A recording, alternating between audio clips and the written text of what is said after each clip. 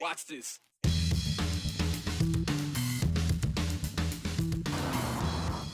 To meter or not to meter? Well, Caldwell's already decided not to meter after first deciding to meter parking downtown. And you'd think it'd be as simple as that. No more meters. Well, it's not. So now what? It's the most expensive and controversial program you may not even know about.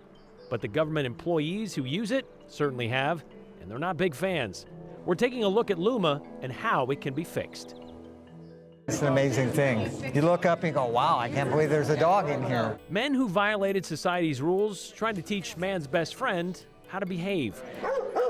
We're revisiting an Idaho prison to meet some inmates paired with outcasts of the Humane Society. You know, it was a big deal when they first went in. The city of Caldwell installed parking meters in its downtown core for the very first time, and they went live back in May of this year. But complaints from business owners and users who found them too complicated, well, the parking meters went dead just 3 months later. The idea was to solve a downtown parking problem. Too many people staying put for too long, pushing customers away. Don't know if that was actually a problem, but now it's been 3 months since those parking meters have been shut off. I guess the question is, what are they deciding to do with them? Yeah, after those meters turned off, the city helped create a parking committee that was made up of business owners and other members in the community to try and get some ideas of what they would like to see for parking solutions downtown. And at last night's city council meeting, we heard some of those ideas for the first time. And they gave a few options for the city and talked about time limits and boundary lines and costs associated with making changes. I want to show you the old parking enforcement map, which is when the meters went live. And so you can see this is from Cleveland to Maine from 5th and 10th. And the committee is suggesting not too many changes to this enforcement map. They want to extend it 1 block north, so just on the other side of those railroad tracks, which would be Albany Street. The committee is suggesting from the hours of 8 a.m. to 5 p.m. to allow 3 or 4 hours of parking in that downtown area without penalty. The city will need to decide if they should enforce that every day of the week or certain days of the week. They've discussed Monday through Friday or Tuesday through Saturday. Councilmember Diana Register says the committee also discussed why 4 hours of parking may be better than just the 3. 4 hours is actually a better number because the point is to bring people downtown without rushing them out. So you want people to have time to go have dinner or lunch and shop and not be rushed to leave. The city will need to budget for new signs, explaining the rules on what they decide on. Councilmember Register says the city they already have about 70 signs they used before the meters went live when they were using that 3-hour time limit. Those signs say 3 hours of parking Monday through Friday. So if they decide to go with that option, they already have signs for it. If they need to repaint entire signs with new rules, Register says at most it would cost them $7,000. Now, we also heard a little bit about what this timeline means and when we could start to see changes. Right now, the next 2 weeks, the city is asking for input on the decisions and that the committee gave us last night. And hopefully that the city has some guidance coming back on the next meeting, December 2nd, to then guide city staff to draft a new city code that then they would vote on shortly after that. Okay, so the parking meters are gone. Parking meters, they're still there, but off. Right, remind me, because it's not like individual parking meters per space. It's like a kiosk, right? That you go and parking space on. Yeah. But those are still there, they're just not working. Got it. Okay, so did we ever find out who was behind pushing these parking meters to be put in the first place? That's been something we've been trying to find. I know the mayor said he had talked to business owners who were experiencing some people parking out front of their businesses a little longer than they were hoping for, and they were running into that problem. I haven't heard names of businesses, so I don't know who that is. But with that problem kind of coming back now as we're seeing the meters off, maybe more will come forward and say, yeah, this is a problem. Maybe. All right. Thank you very much, Aspen. Well, maybe the most controversial thing you've never heard of, a system called Luma. And if you know, you know. If you're in that kind of work, you do know what Luma is. If you don't, Luma is a software used by the entire state government in Idaho since 2019. It hosts business platforms like budgets, payroll, purchasing, that kind of stuff. State employees have been outspoken, calling that system complicated, and it's been ineffective. It's made their jobs harder, and it's made government less effective, according to them. It's gotten to the point where Idaho's Office of Performance Evaluation, a group of lawmakers focused on accountability, They did an in-depth audit of it, and they found out it's an expensive program as well. Estimates have ongoing costs totaling more than $200 million over the next 2 years. Joe Paris sat down with the office in charge of the program, asked how they're going to fix this biggest problem you've never heard of. An extended 80-page report highlights that one of Idaho's biggest behind-the-scenes projects has been challenging, to say the least. Idaho's multi-million-dollar business system, Luma. It means to illuminate or shine light on, and that follows the path of what we always try to do in this Office of Transparency. But Brendan Wolf is Idaho's state controller. His office is in charge of the Luma system. Finance, HR, payroll, budget, and procurement, all tied into one unified system. Idaho really began to roll out the system in 2019. Since then, they've been inundated with some issues and complaints. It was to replace our old legacy systems. Our old accounting and old payroll systems were put in the late 80s, early 90s, and so a legacy mainframe system. So the whole purpose was to modernize and to bring up to speed where we are with the state. The project to get a new system actually dates back about a decade. But when it did finally launch, it was complicated by the ongoing global pandemic. A big, massive system is hard to implement and do in normal good times, but when you throw on a global pandemic, that adds a little bit of pain to the whole process. Still, Controller Wolf says he owns the project and negative feedback, and they want to address it. The Office of Performance Evaluation echoed the problems in their report, saying in part, quote, "We found that overall, the transition to Luma had a negative impact on state agencies. State employees reported that Luma is less efficient than legacy systems and overly complicated. We found that employees lack adequate, updated training resources with step-by-step instructions." Wolf sees the OPE report as an opportunity to get this right. Back in 2019, before we even started, in our charter it said, this project will be difficult. But through hard work and dedication and effort of all the state employees, everyone involved, we can get there, and we can get there. While OPE definitely identifies major steps that need to be taken, they did also acknowledge that sticking with Luma is the correct option. There's a lot of things in there that we're like, hey, we can do better. We need to be better. And there's a lot of things in there we're like, hey, we're already working on those. We're already solving those. Is it encouraging that OPE says, hey, you guys are on the right path, and this isn't a situation where it's, well, we just put so much money into this, we have to stick with it whether we like it or not? It gave great comfort of what their comments were to say, hey, this is the right direction and the right path going forward.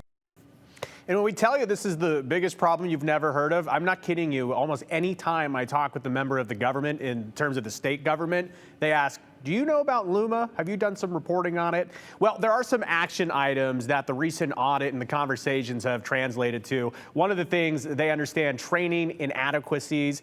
The state controller's office taking some, I guess, some moves to get some training positions. They're developing a new training tool to help automate process documentation. They also want to create a financial academy to build accounting expertise. And they also say that, yeah, the system is complex. And Controller Wolf noted that the natural complexity of the system translates into, initially we encounter a dip in productivity as users adapt the new system. We're hoping it does get back up. It is, though, one of these things where when you talk to people that have used the program, they really did not like the way it worked, but there's also this growing understanding that it is a new system, and you have people that worked on other programs for decades. It's not just working out the kinks then. Right. There's a lot of things that need to be changed, and they understand that. By the way, again, as Brian mentioned, the total cost of this stands to be about $220 million through 2034. It's a lot of money. All right. Thank you why very they want much, to get it Joe. right. Yeah, Yep. exactly. But one Idaho senator wants to be sure that everybody knows the Lava Ridge project is not welcome in Idaho, while Boise State is saying, well, they're about ready to welcome another big name for a concert on the Blue. Abby Wilt explains that and more in today's 411. More than a year after his death, Christopher Tapp's estate is suing the resort where he was in a fight and later died in Las Vegas. Tapp spent 21 years in an Idaho prison after being wrongfully convicted. Then, 6 years after he was released, he died. Investigators initially believed Tapp died from a fall at a Las Vegas hotel. They later learned he was in an argument and a fight with Daniel Rodimer. Documents from the wrongful death lawsuit filed last week show his estate is suing the Las Vegas resort for acting negligently in Tapp's death. Documents claim the defendants didn't provide security at the party and waited more than 30 minutes to call for help after Rodimer allegedly attacked Tapp. Tapp died in a hospital days after the fight. Rodimer pleaded not guilty to Tapp's death back in May. This is a direct contributor to patient harm and patient safety. More doctors testified today in day 4 of the abortion trial, Adkins versus Idaho. Doctors listed more negative impacts the abortion laws have had on their practices. The trial is expected to continue into Thursday. U.S. Senator Jim Risch passed a bill in a Senate committee today to delay the Lava Ridge wind farm. The bill prevents the Secretary of Interior from authorizing the wind energy project until a study is done by the Government Accountability Office to see if the project impacts the Mendocino National Historic Site. The bill is still a long way from being passed. Governor Brad Little says they've had the strongest Empowering Parents Grant application period yet. So far, they received over 42,000 applications since opening on October 21st. The grant gives parents $1,000 per student, up to $3,000 per family, to buy education-related products and services. The state board will start telling families who got the grants before Thanksgiving. There's still time to apply, but hurry because the money is running out. You can apply online at idaho.gov. Get ready, Boise, because music sensation Post Malone is coming to the Blue. Boise State made the big announcement earlier today that the rap artist turned country star is set to rock Albertson Stadium on June 24th next year. Tickets go on sale Tuesday, the 26th at 12 p.m. And that's the 411 on the 208. I'm Abby Wilt.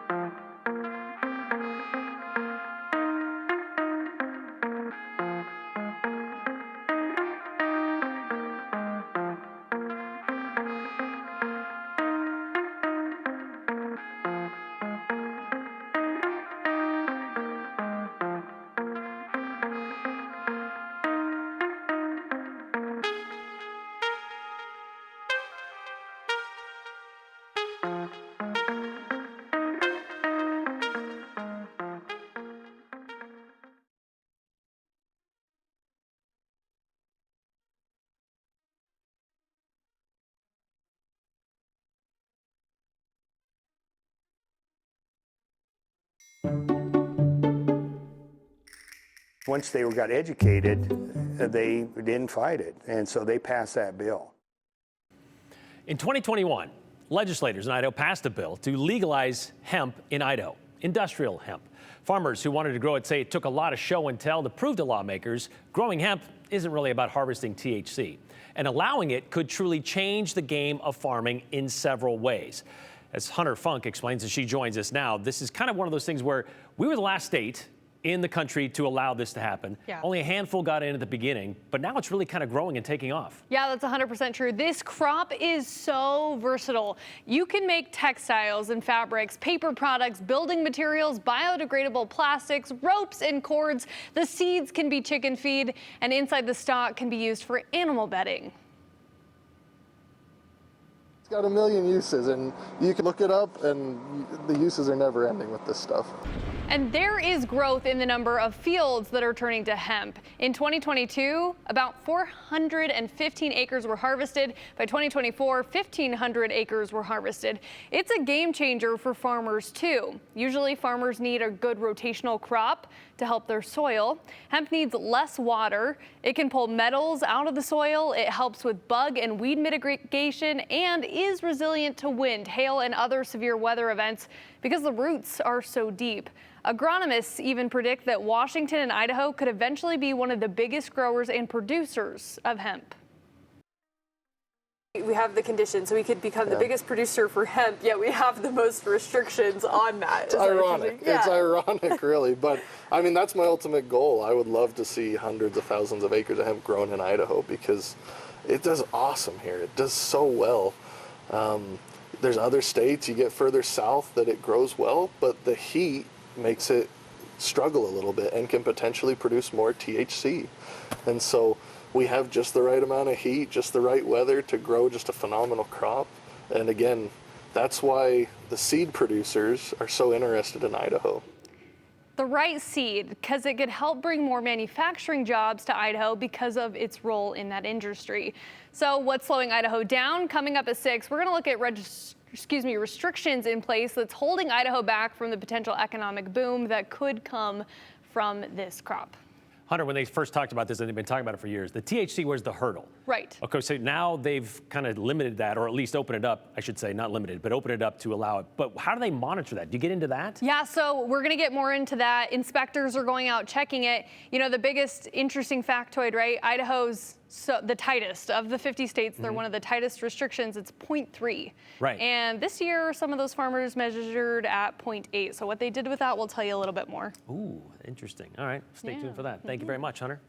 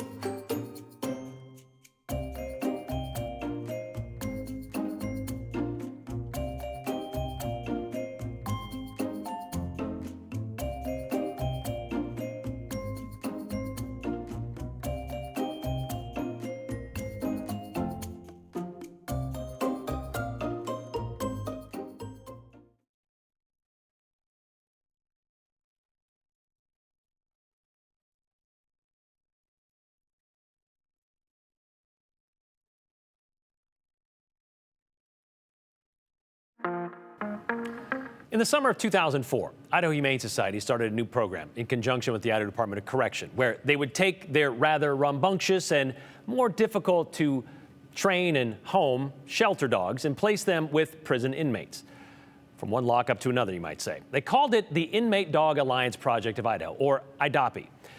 This wasn't a pets in prison program, though. The hope was to instill a sense of responsibility and purpose in a few inmates by way of infusing obedience in some untrained dogs. Well, 20 years ago this week, the first class of canines finished their training, and we were there for the graduation in today's 208 Redial. Inside the Idaho Correctional Center are those considered unfit for society. 3 3 months ago, those unwanted men were joined by man's unwanted best friend. Dogs are out of control, and they're not dogs that would probably be able to be adopted. By partnering with prisoners, the Idaho Humane Society hoped to get these puppies ready for the real world. Sit. 12 weeks later, they are. Down. Stay. The first class of the Inmate Dog Alliance was a perfect pairing of personalities and appearance. And we didn't notice it until yesterday. Someone came on the tier and said, "You all look just like your dogs." From short hairs with short hairs to long hairs with long hairs to big dogs with, well, you get it. But you're a big guy. Yes. So you got the biggest dog. Exactly. The guy with Cy with the mohawk, who just looks just like Cy. You see, Cy, like most of these dogs, knew nothing when he got here. Absolutely nothing. After hours of concentration, they've learned the basics. Shake. And a few featured tricks. Ready? High five. There you go. Archie, big. Good boy. Sasha, you show him bang? Bang. The men have spent every moment with these mutts. Good girl. It's an amazing thing. You look up and go, wow, I can't believe there's a dog in here. And for both parties, the program has been well worth the wait. Wait. Okay. You know, you can go to programs all the time just to get a parole, but this is for life. This is what, you know, this means something. He wants to go. Yeah. And he's ready to go. He's ready to be gold sealed out of this place.